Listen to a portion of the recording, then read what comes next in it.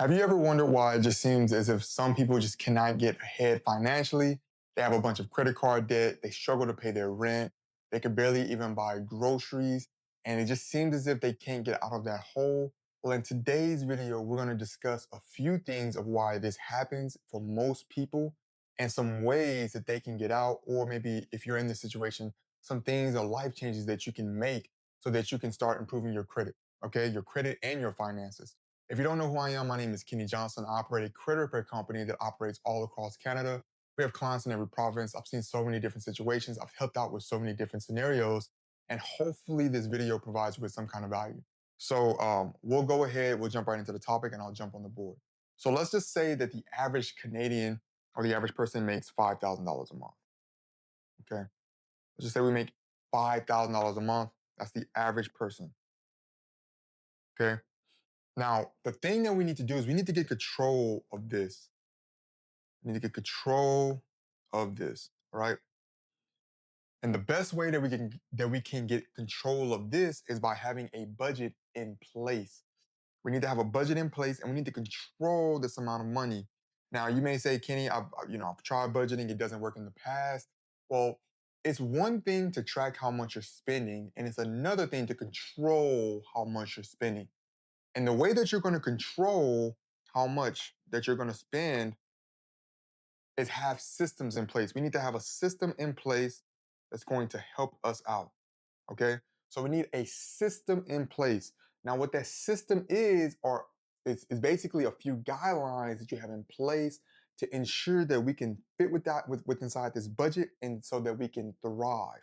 Okay. And I'm going to use the average income for Canadian. That way we can look at things and start progressing for the average person. All right. So let's just say the most important thing is housing. Okay. The most important thing is housing. If you can get housing right, okay, you can win in most situations in life. If you can get housing right, you can win in most situations in life. So what I'm going to say, we don't want to be above 30% when it comes to housing.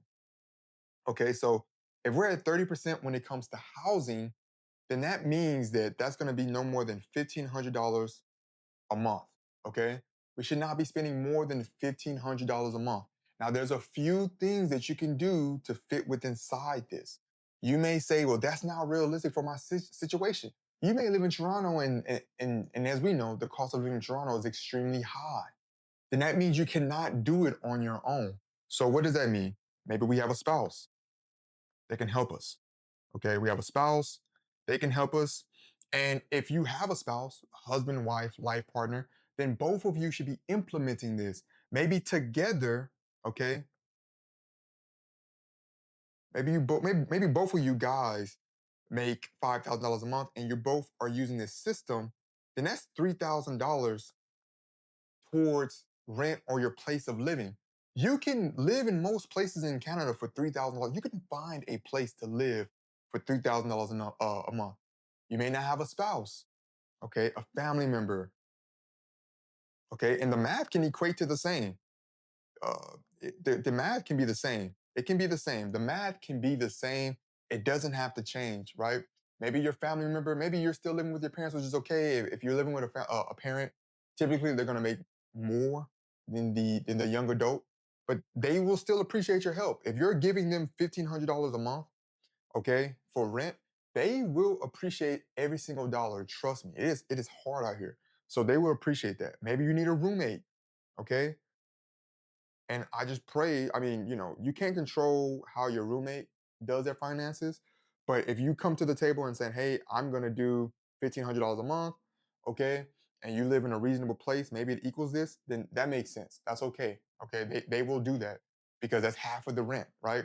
So a roommate, but this is how you would go about this, right? This is the fix. If you can't do 30% by yourself, you don't have to do it by yourself. Find a spouse, get a spouse. Have your spouse help you. Okay. Go to a family member, and then last resort, get a roommate. Okay. But what you're doing is not working for you right now. I know a lot of us want to be independent to where we can have our own place and not have to have a family member or a roommate. But you need to make a change because you're drowning in debt. You're drowning in debt. You're struggling financially. This is the solution. Okay, all right. So these are some a few things. Now, the next thing I'm going to jump over to is transportation. All right. Now, for transportation, we do not want to be higher than 10%. Okay, we do not want to be higher than 10%, and that's going to be $500. Okay, that's going to be $500. Now, the average Canadian is spending around $700 per month on their vehicle. That is way too much. That's way too high. You should not be spending that much on your vehicle. You can get a 3-year-old car, a 3-year-old Honda, and be under $500 a month. You can. It's very possible, but so many people live above their means. I've seen so many different situations. I've seen people that have had Mercedes Benzes that should not have had those on their credit report. Right? They're paying these extremely high um, leases or a car note that they don't need to have. Right? So you can get a 3-year-old Honda. My first vehicle was $2,000. Pay cash for it. If you can pay cash for your vehicle, you're winning. You're winning because then you just lower how much money needs to leave you every single month. But this $500 not only covers that monthly payment for that vehicle, right? This also is going to take into consideration gas, your insurance, okay, and then also maintenance on the vehicle. Because you have to consider all of these things. So many young people don't consider this. They just see the vehicle. They don't take into consideration gas. They don't take into consideration insurance. They don't even think about maintenance, right? So that's why it would be optimal. You can get a 5-year-old Honda. Those vehicles are built to live forever. And a lot of people say Toyota. Toyota is another one. You can get these vehicles and be under $500 a month. Insurance, they have plans to where you can pay everything over the year. So lump sum payment. That way you don't have to do the monthly thing. And I actually do this. I love to do it. My insurance with TD. I love to do that. Right. So that may be an option for you. But this is the guideline you need to stick to. Okay, for transportation. I live here in Montreal. We have the metro. Okay, we have buses. They get us all around the city. This may help you save a lot more money. Maybe you need to take the bus. Okay, if you live in Toronto, maybe you need to take the TTC. Whatever fits for you, but you need to make it work for you. You need to be below that 10%. Okay, and then we're gonna go over to food next. Okay, food again, 10%. All right, we should not be spending more than 10% on our food. Where are you shopping? You have to ask yourself, where are you shopping? Are you shopping at IGA? Because if you're shopping at IGA, you're spending too much on groceries. Okay.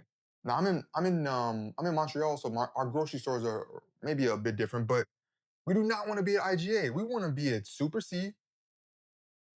Okay. Sometimes Provigo and Walmart has good prices. Sometimes I'll go to certain places for certain products because I know they have a better price there. There's nothing wrong with that. And this isn't penny pinching. This isn't you penny pinching. You're still eating steak. You're still eating beef.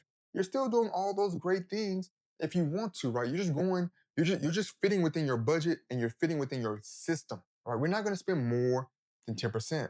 Maybe you limit how much you go out to eat. I don't really consider going out to eat as food. I consider that like I really consider going out to eat as entertainment. And so really the next section is going to be aka miscellaneous. This is another 10%. Okay, you should be able to live your life. I'm not one of those people that are going to get up here and say you need to be scraping by, not enjoying your life, things like that, right? So we have 10%. Okay, miscellaneous. This could be going out. Okay, that could be going out, friends, family, all those things, parties, whatever it may be. You want to be able to enjoy your life. That's 10%. You have a section for this, okay? And then we want to talk about saving. In the beginning, we can start out with 10%, but then you can grow higher, okay? We're going to be 10% on saving. Now, you may say, hey, Ken, well, I also want to invest. Well, that depends on where you are. First thing is, do we have 3 to 6 months of savings put away? Okay, if we have three, 3 to 6 months of expenses, I just want to make sure I clarify that.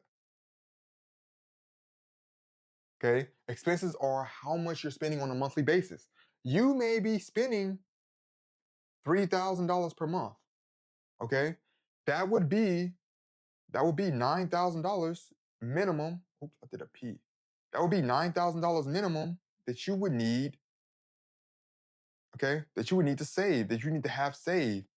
And then once you get to this point, then this can go towards investing. Okay, then that can go towards investing. But you have to make sure you protect yourself. Now, here in Canada, we have employment insurance. So, but again, you don't want to be solely reliable on the government. You want to be able to say, I can take care of myself as well in the event things don't work out. Okay. So you have $9,000 saved, you know you can survive for the next month. Some people like to get to that 6 month mark. Okay. Some people like to get to that 6 month mark. You have to ask yourself, how far do you want to take it? Me, I feel a lot more comfortable when I have 6 months 6 months worth of expenses put away in the event of emergency. You may be different. You may like 3 months. It's whatever works for you. Okay. Now here we only have calculated 70%. You still have 30% of your budget that you can push towards things. But I really just wanted to go over these few categories and few sections because this is where it really matters. Okay. This is where it really matters.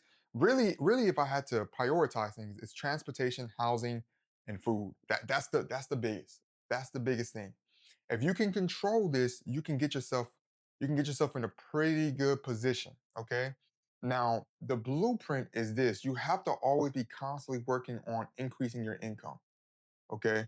Only so long you can stick at this point to where you're okay with just being average. And I know that's tough to say. Maybe you have to get a second job. Okay. Maybe you have to get a second job.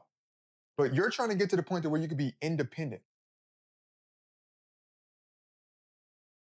I think everyone should be working for this independency. I think everyone should be working towards this, working for this, because again, you never know what life may throw at you, and it's always best to be prepared. So now you have a system. So when you go and you create that budget, and you have that budget, and you want to start calculating things, put in these numbers, say, okay, my housing is below 30%, transportation is 10%, food is 10%, miscellaneous is 10%, and my savings are 10% or higher. But it's your budget. And what you're gonna find is you're gonna have to make adjustments because you may be spending more on food than what you expected. I've spent way more on food than what I've expected. I like to eat. You may be surprised with how much money you're spending on food, and you're probably gonna have to make adjustments on where you shop, but your budget gets better over time. Okay. Okay. Your budget. Sorry, guys, I cannot spell today. It gets better.